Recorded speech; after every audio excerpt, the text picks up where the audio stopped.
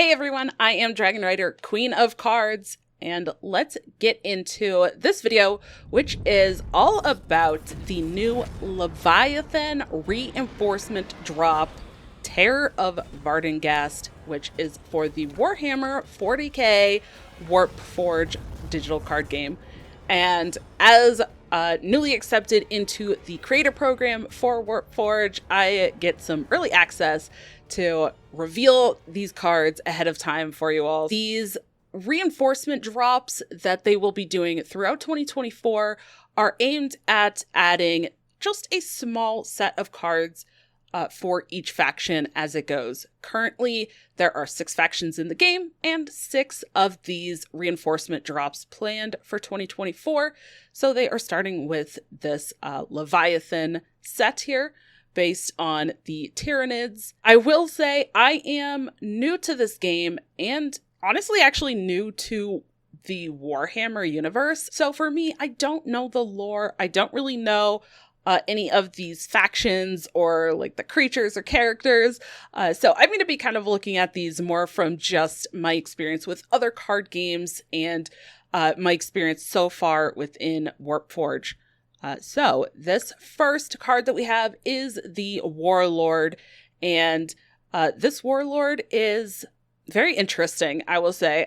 So the Warlords are kind of your commander. This is how you will build your deck. You start with your Warlord, and in drafts, you will get your option first of a pick of Warlord.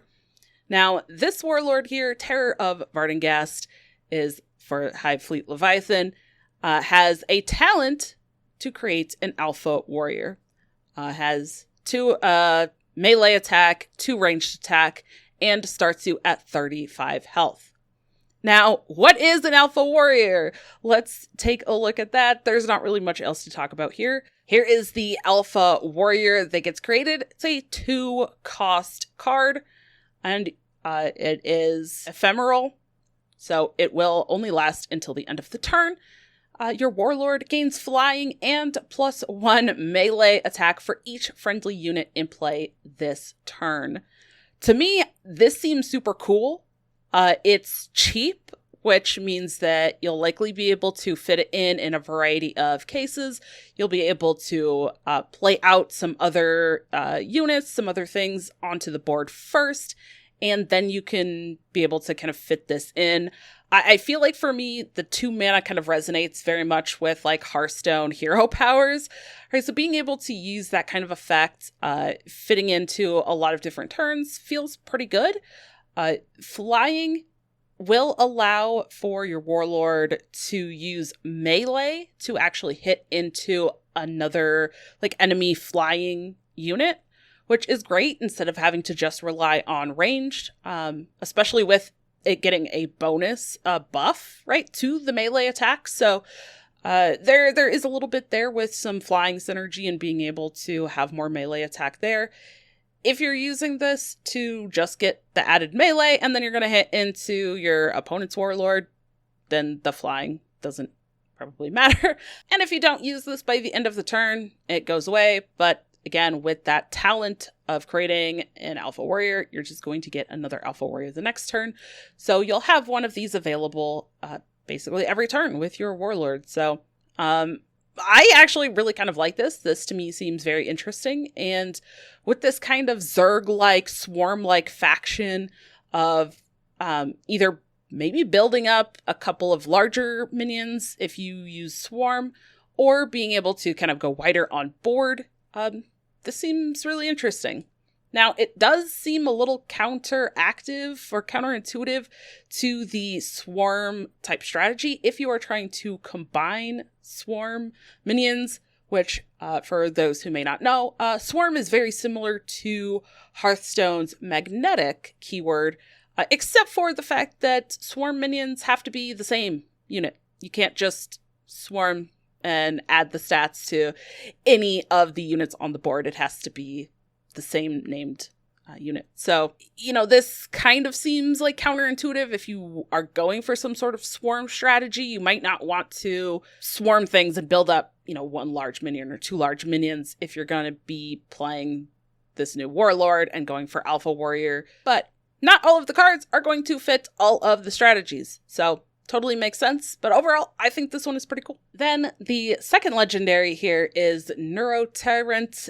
This is a flying monster with synapse, and whenever you play a non-ephemeral stratagem, or this game's version of a spell, you create an ephemeral copy of it in your hand. Now, for those who might also have played other games, the ephemeral very much, again, it only lasts until the end of your turn. Very, very similar to how it works in Legends of Runeterra. So that same kind of concept. The synapse is when you target this with a stratagem, with a spell, it will basically use that same spell on adjacent units, as long as they are viable targets. Honestly, seems a bit powerful, but this is a 6-cost monster, so in order for you to get a lot of this synergy, you're going to have to play this out for 6, and then you're going to have to play a non-ephemeral stratagem, and then also still have the energy to play the copies. It seems a little clunky. Just, again, this is my experience based on kind of how some of these cards or similar things work in other card games. The flying is pretty cool because that does mean that it has maybe a higher chance of sticking around until your next turn. But I don't know. It seems a little clunky to me. And it's really going to need the right kind of synergies and the right kind of draws and hands for you to actually pull this off. I still feel like it might be a little slow compared to some other strategies I've seen. Now let's get into the epics here. First one is Feeding Frenzy. It is a 1-cost, and this is a stratagem. It does have that ephemeral, and it says deal 2 damage to a damaged enemy.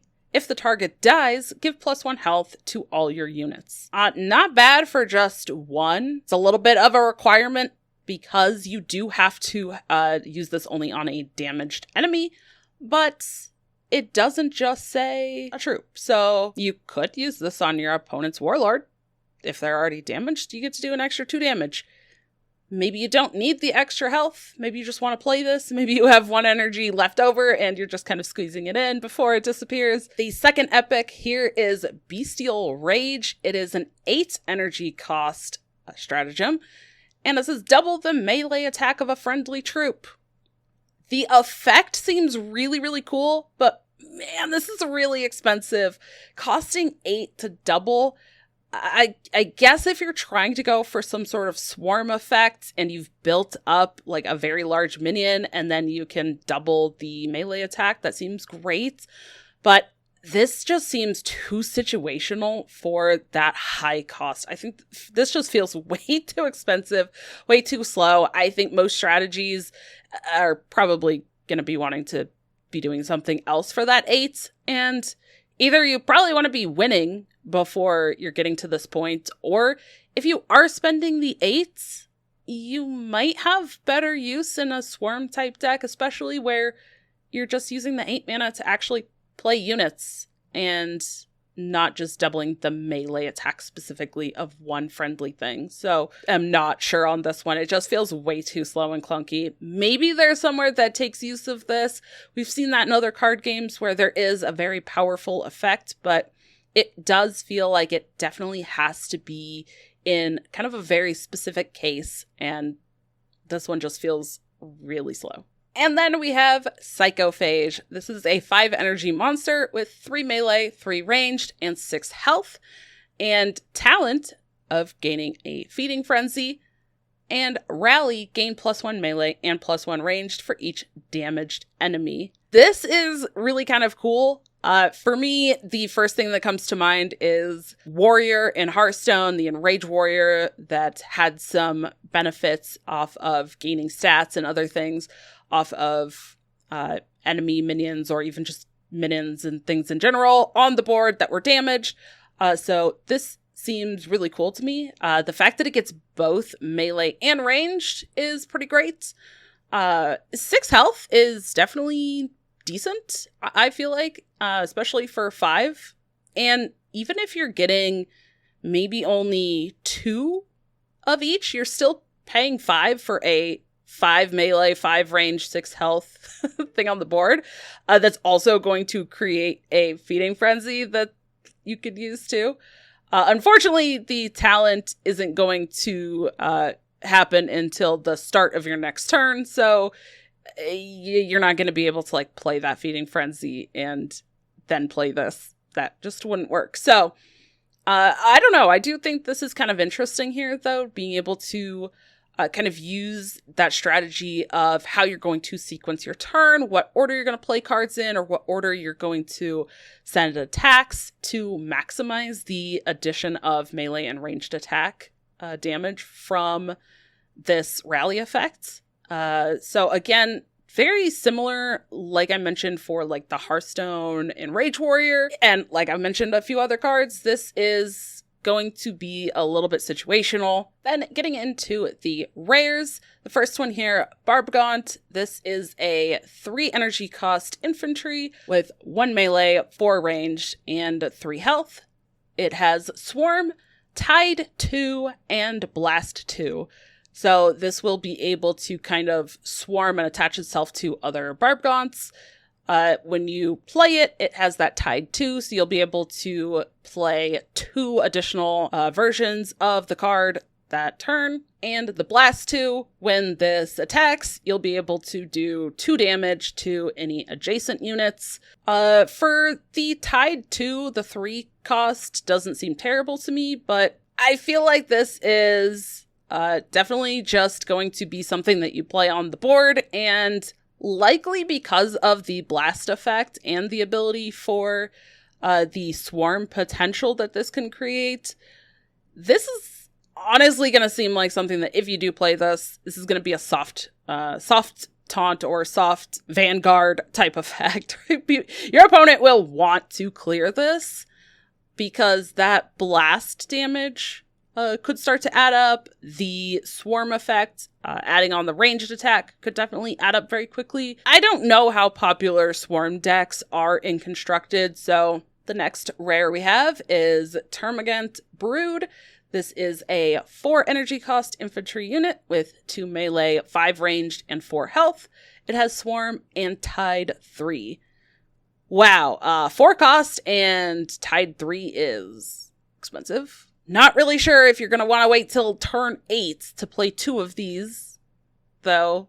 It does, the 4 health, even if you swarm it and get to 8 health, I think honestly by turn 8, you probably want to be doing something better than that, or you want to be able to use something that is going to impact immediately, either dealing damage, being able to attack right away, something else, rather than just kind of putting this onto the board. The next rare is Norn Emissary. It is a 15 energy, 8 melee attack, 12 ranged attack, 10 health with 1 armor monster. It has the armor 1, blast 3, and lower cost by 2 every time a friendly unit triggers Synapse. I have seen definitely cards like this in other card games, especially other digital card games, that they really want you to use these kind of cards with a specific strategy. So this is definitely trying to get people to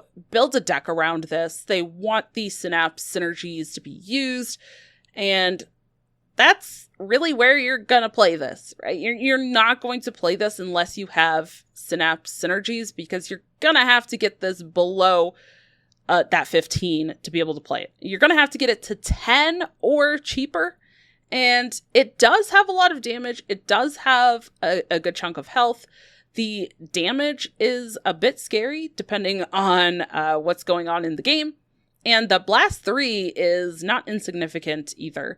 But really for me, it's actually being able to get this down low enough to actually feel like you're getting the value for what you're going to pay to play this card. Don't know how popular this one will be used, and I definitely see this being used much more in a constructed format because of that requirement and that kind of build around style of the card rather than in something like a draft format. I don't expect this to really see a ton of play or be a popular card choice in draft. And the last rare card is Toxic Entanglement. It is a 4 energy cost stratagem. This will stun an enemy troop and give it vulnerable 5. Okay, so this will only be able to target troops, though. It's not going to be able to target the enemy warlord, but stunning and having it be vulnerable up to additional 5 damage is a lot. So this can definitely help if you are facing against something where you really need that extra added damage. You need to stall their big troop, something. But whether you are taking advantage of the vulnerable or you're just stunning it and trying to do something else, I don't know, for 4 in a style of like faction that kind of wants to be spitting out a lot of things onto the board seems a little clunky, but there is definitely some upside. Maybe there's a spot that you want to play this. I personally am a fan of like stun and freeze type effects in card games. And then adding the vulnerable on top of that seems pretty neat. And now getting into our little commons. The first one here is Neuroloid. It is a 0 energy cost infantry unit with 1 melee, 0 ranged, and 2 health. And it has Synapse. So this is just meant to be a very cheap unit that you can put onto the board and then start using your Synapse synergies. So playing stratagems onto this, targeting your adjacent units, and being able to kind of take advantage of those Synapse cards, the synergies, and I guess if you're playing more of a Synapse-focused deck, you're trying to discount that very large body, right? So, sure, a tool to help with Synapse synergies. That's it. The second common we have here is Neurogaunt. It is a 2 energy cost infantry unit with 2 melee, 0 ranged, and 2 health. It has Synapse, Swarm, and Tide 4. So you can play a copy of this up to 4 times. Wow, that's kind of a lot for the Swarm effect. It only costing 2, I think personally feels much better than some of the other Swarm effects. It doesn't have any ranged, so definitely just that infantry focused on the melee.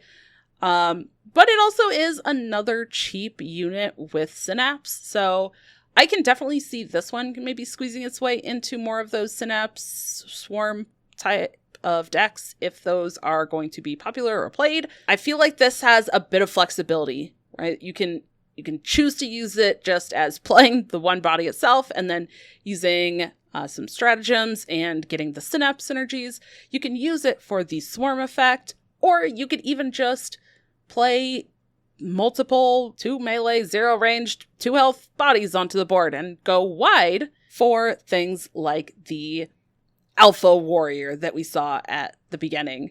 So kind of just going wide on the board and then using effects like that instead of stacking them all into one body with the Swarm effect. And the last one that we have to reveal, again, all of these cards will be available on Thursday, the 1st, February 1st of 2024. This last one here is 6 energy stratagem called Tyranid Invasion. This will deploy 4 random 2-cost Leviathan troops. All right, you get 4 2 costs for only 6 instead of paying 8 for them. Sure, they're random. Again, in other card games where you have very similar effects, it's hit or miss if you get anything that's actually great. I think right now, with the game still being kind of early access, a little bit less of a card pool, you can probably really predict a lot easier what those 2-cost troops will be, and you can determine if those are going to be more worth it. Again, you're only paying 6, so you do get like a slight discount. This might be something that you pair with the new Warlord and that Alpha Warrior to, again, just kind of spit a bunch of stuff on the board and then be able to buff up your Warlord and add more melee attack. I feel like this is kind of one of those cards that is either definitely a card that you like want to include. You're like, yes, I want to even draw this card. This is kind of maybe pivotal to my strategy. Or it's a card that like never gets included in any decks just because you're like, I don't want that. I want the things that I'm purposely putting in my deck. I don't want random stuff. I don't want to leave that up to the RNG gods. I don't want to just leave it up to chance. I want to be playing the specific things that I put in my deck for a reason and not relying on something like this. So this to me, in like any card game I've seen this kind of effect in, feels super hit or miss. It's either really cool, really fun, it's included for a reason, or it's like never sees the light of day. So we'll see. We'll see which one this happens to land. Well, as I said, I am new to the Warhammer universe. I am new to the Warpforge card game as a whole. So please feel free to post in the comments how you think I did, kind of rating these, talking about them, evaluating them, and let me know what you think of these cards. Are you excited for these? So far in the Discord, it doesn't seem like people are super impressed with them. Let me know in those comments below, and I will see you in-game on Thursday, February 1st to play these cards when they come out with this new Leviathan reinforcement drop. Thank you so much for tuning in, and I will see you in the next one.